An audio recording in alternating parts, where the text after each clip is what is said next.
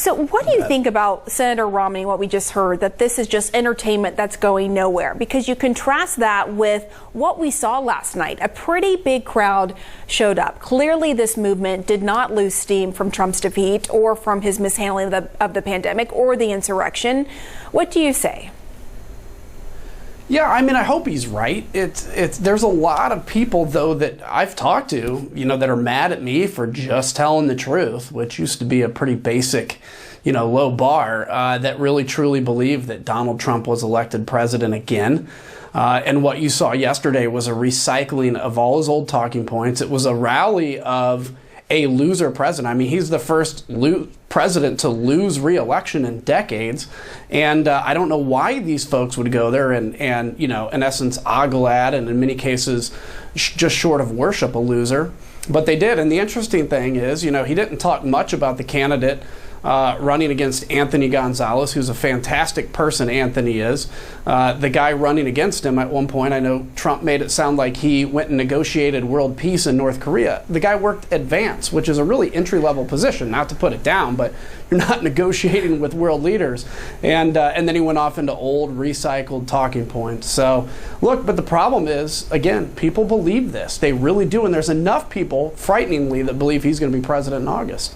And there's enough Republicans who are in leadership positions who know that it's not true, and yet they stay silent. And last night I interviewed Democratic Congressman Dan Kildee. Here's what he said about those Republicans who are staying silent about election lies. It's really difficult to hold them in any level of respect when they are participating in a lie by not denouncing it, by pretending it's true, or at least allowing others to think it's true. They have a responsibility to speak truth, and they're not doing it. And it's very tough to look at them in the same way that I used to. You have obviously not been one of those Republicans. You have been very outspoken against these lies. But do you share that same sentiment about members of your own party? Sadly, to some extent, yeah. I mean, they're friends with a lot of people, of course, and a lot or whatever. But there's just so many that either don't say anything and kind of, bury their head a little bit, or they tacitly kind of go along with the big lie because it's really difficult to stand in front of a crowd that doesn't want to hear the truth and tell them the truth. But that's the problem, is when you're elected as a leader, it's exactly that. You have to lead. I mean, yes, we need to know what our constituents think, what they want us to do. How do we advocate for our district?